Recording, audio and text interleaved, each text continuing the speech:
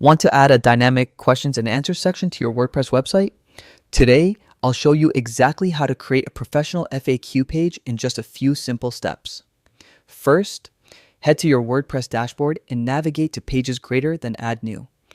Give your page a clear and descriptive title, like FAQ or questions and answers.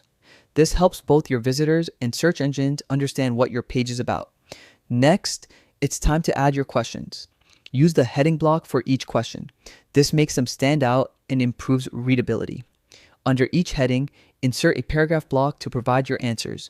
Keep your answers concise, clear, and helpful. Think of the questions your audience asks the most.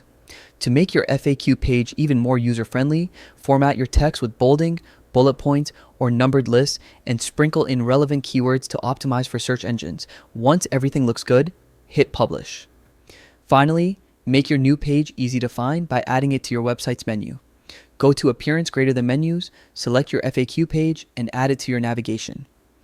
Now your visitors can easily find answers, reducing confusion and saving you time. And that's it.